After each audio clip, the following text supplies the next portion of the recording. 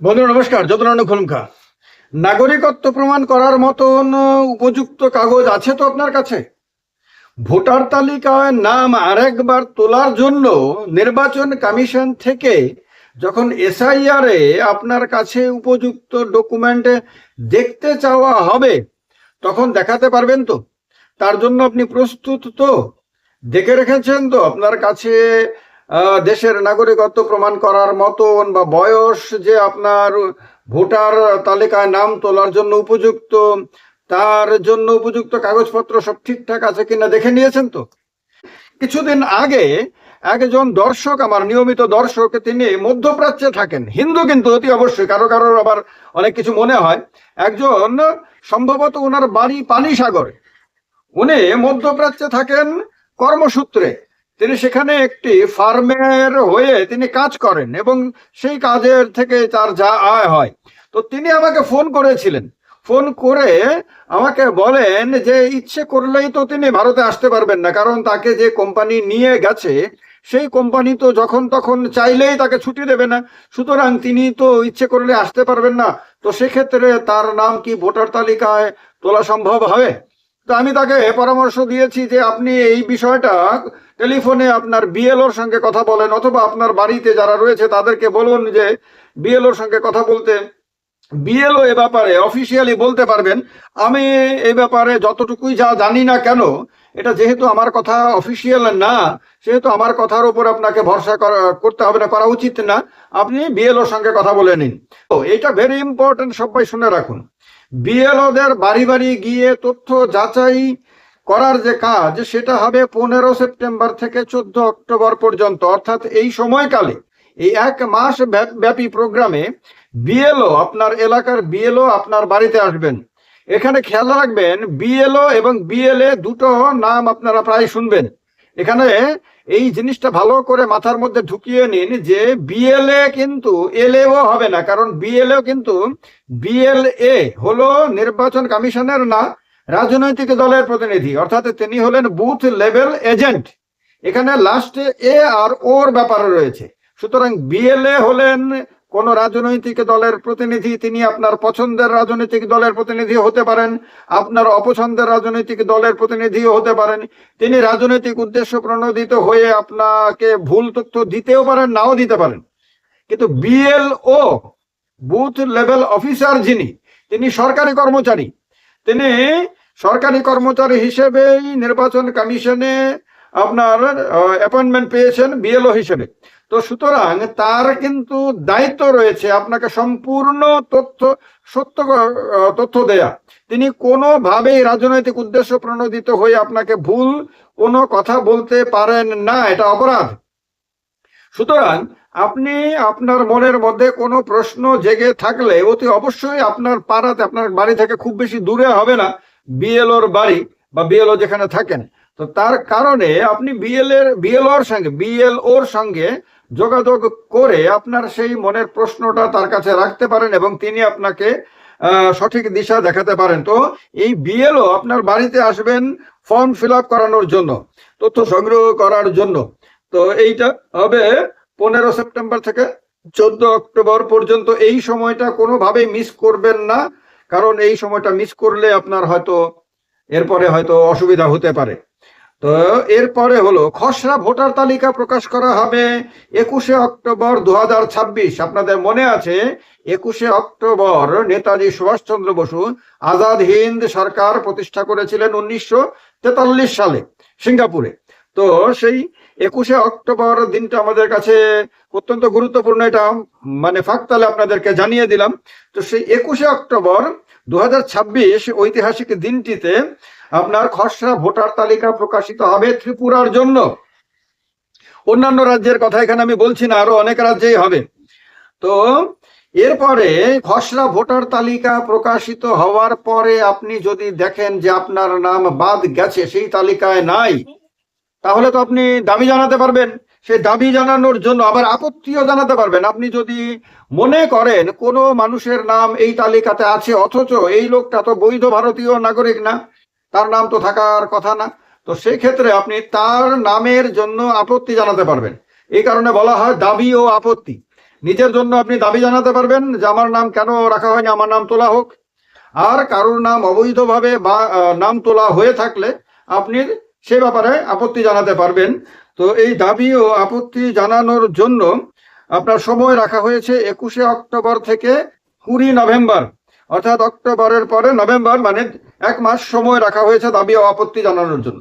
এবার আপত্তি নিষ্পত্তি করার সময় এর জন্য আবার সময় দেওয়া হয়েছে। আপনি যে দাবি বা আপত্তি জানালেন সেটাও তো একটা ডিসিশন দিতে হবে। সেই ডিসিশন দেওয়ার জন্য এই বিষয়টা নিষ্পত্তি করার জন্য 21শে অক্টোবর থেকে 19শে ডিসেম্বর 2026 এই সময়কালটা নির্ধারণ করা হয়েছে।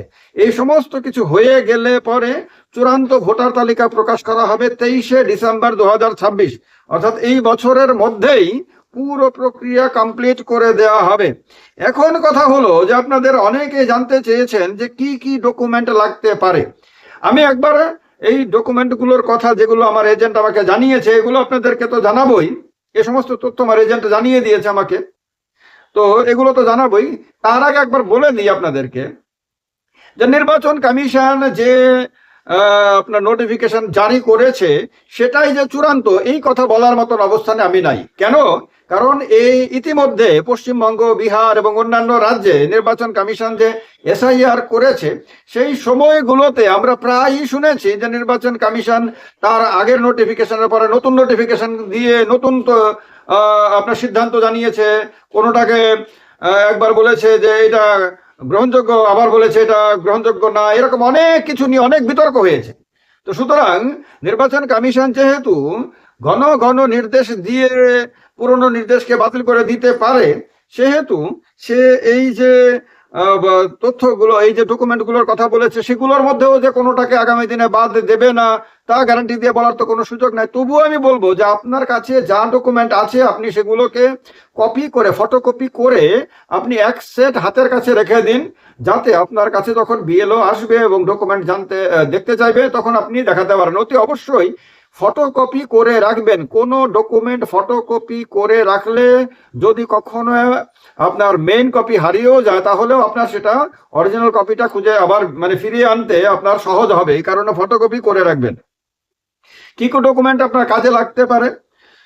Birth certificate, Aadhaar card, PAN card, driving licence, তারপর মাধ্যমিকের অ্যাডমিট কার্ড, কারণ এর মধ্যে তো বয়স লেখা থাকে আমাদের রাজ্যে, তো এটা ইম্পর্টেন্ট ডকুমেন্ট। তারপর আপনার ভারতীয় পাসপোর্ট, ইন্ডিয়ান সিটিজেন পাসপোর্ট আপনাদের অনেকের কাছে থাকতে পারে, তো সেটাও কাজে লাগতে পারে।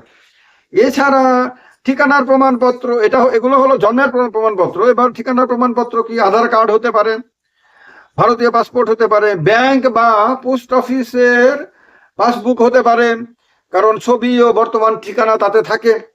এছাড়া আপনার বাবা মায়ের নামের সাম্প্রতিক বিদ্যুৎ, জল বা রান্নার গ্যাসের বিল, সাধারণত 1 বছরের বেশি পুরনো না এরকম কোনো ডকুমেন্ট, রেজিস্টার্ড ভাড়ার চুক্তিপত্র, অনেকে রেন্ট এগ্রিমেন্ট করে যদি ভাড়া বাড়িতে থাকে তাহলে সেই ডকুমেন্টটা রেজিস্টার্ড যদি হয় আর কি, জমির দলিল বা পাট্টা সেটা কাজে লাগতে পারে, ইত্যাদি জিনিসগুলো কাজে লাগতে পারে। পাসপোর্ট সাইজের আপনার একটা রঙিন ছবি কাজে লাগতে পারে। এগুলোকে কাজে লাগতে পারে কেন বলছি? আমি বলছি এই কারণে যে নির্বাচন কমিশন যদি কখনো বলে দেয় যে এই ডকুমেন্টটা কোনো কাজে লাগবে না, এই ডকুমেন্টটা আমি মান্যতা দেব না, তাহলে তো কাজে লাগবে না। এই কারণে কাজে লাগতে পারে আমি বলছি আপনাদেরকে। কারণ আমাদের নির্বাচন কমিশন গত কয়েক মাসে, মানে মোটামুটি 8-9 মাস, মানে একেবারে বিহারে এসআইআর শুরুর প্রক্রিয়া শুরুর সময় থেকে এখনো পর্যন্ত অনেকবার অনেক আপনার সিদ্ধান্ত দিয়েছে, যেগুলো দেওয়ার কারণে, যেগুলো সম্বন্ধে আমরা কম বেশি খবরাখবর রাখার কারণে আমি এখন আর গ্যারান্টি দিয়ে কিছু বলছি না। নির্বাচন কমিশন যদি গ্যারান্টি দিয়ে বলে যে এই ডকুমেন্ট আমি বলছি এটাই একেবারে পাকাপোক্ত ভাবে থাকবে, তাহলে সেটা আপনারা বিশ্বাস করতে পারেন। তো আমার মতন হয়তো আপনারাও খবরাখবর রাখেন, তার কারণে আপনারা বুঝতে পারছেন। তবে এটা খেয়াল রাখবেন যে যেখানেই থাকুন না কেন, আপনি যদি ত্রিপুরার ভোটার লিস্টের ভোটার যদি হয়ে থাকেন, আপনি যদি অন্য কোথাও পার্মানেন্টলি শিফটেড না হয়ে থাকেন এবং আপনি যদি জীবিত থাকেন, এটা হয়তো রসিকতার মতন শোনাবে, কারণ হলো ভোটার তালিকা থেকে তো অনেকের নাম বাদ যাবে মৃত ভোটার হিসেবে, তো আবার অনেকের নাম মৃত্যুর পরে ভোটার তালিকা থাকে। তো এগুলো নিয়ে অনেক হাসি ঠাট্টাও হয়। এই কারণে আমি মনে করতে পারেন একটু মজার ছলে বলছি যে আপনি যদি জীবিত হয়ে থাকেন, আপনি যদি মৃত ভোটার না হয়ে থাকেন, তাহলে কোনো অবস্থাতেই আপনি এই এসআইআরটাকে লাইটলি নেবেন না, হালকাভাবে নেবেন না। যদি মনে করেন যে এসআইআর ঠিক আছে, পরেও তো তোলা যাবে, কিছু হবে না, পরে ম্যানেজ করে নেব, তাহলে কিন্তু আপনি হয়তো বড় ধরনের ভুল করে ফেলতে পারেন। তাহলে হতে পারে যে প্রথমে খসড়া ভোটার তালিকাতে আপনার নাম নাও দেখতে পারেন, এরপরে চূড়ান্ত ভোটার তালিকাতে আপনার নাম নাও থাকতে পারে। এই কারণে এসআইআর অত্যন্ত গুরুত্বপূর্ণ হয়ে গেছে। আর আজকের দিনে যখন এই ভিডিওটা আমি রেকর্ড করছি, যেদিন, তা আজকের দিনে সুপ্রিম কোর্ট এসআইআর কে সম্পূর্ণ বৈধতা দিয়ে দিয়েছে। নির্বাচন কমিশন যেভাবে এসআইআর পরিচালনা করে আসছে সেটাকে বৈধতা দিয়ে দিয়েছে, মান্যতা দিয়ে দিয়েছে। তার কারণে বুঝতে পারছেন, আপনি যদি নির্বাচন কমিশনের নির্দেশ অমান্য করে এই এসআইআর এ আপনি গাফিলতি করেন, তাহলে নির্বাচন কমিশনও আপনার নাম এইরকম ভাবেই বাদ দিয়ে দিতে পারে। বাদ দিয়ে দিলে এরপরে আপনার অবশ্য এরপরে যে আর কোনো রাস্তা থাকবে না তা না, নির্বাচন কমিশনের সিদ্ধান্তকে আপনি চ্যালেঞ্জ জানিয়ে আদালতে যেতে পারবেন। আদালত যদি দেখে যে আপনার দাবির সত্যতা রয়েছে, যথার্থতা রয়েছে, এবং আপনি সত্যি সত্যি ভোটার হিসেবে, ভারতবর্ষের ভোটার হিসেবে ভোটার তালিকায় নাম তোলার উপযুক্ত, তাহলে আদালত আপনার সেই ভোটাধিকার ফিরিয়ে দিতে পারে। তো এই কারণে আমার এই ভিডিওটা স্পেশালি তৈরি করা, কারণ অনেকেই বলেন আমাকে যে এই বিষয়গুলো নিয়ে যাতে আমি নিয়মিতভাবে ভিডিও করি।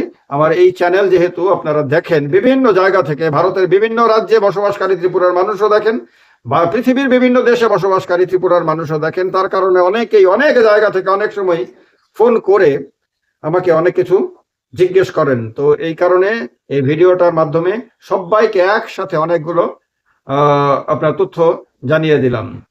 আমাদের দেশের গণতন্ত্রের জন্য, আমাদের রাজ্যের রাজনৈতিক ভবিষ্যতের জন্য এই তথ্যগুলো অত্যন্ত গুরুত্বপূর্ণ।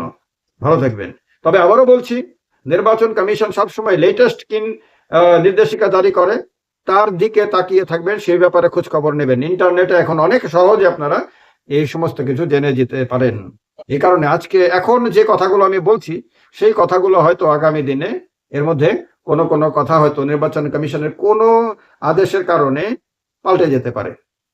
ভালো লাগলে ভিডিওটাকে লাইক করবেন, সঙ্গে থাকবেন। যতক্ষণ খাওয়া, সবাইকে নমস্কার।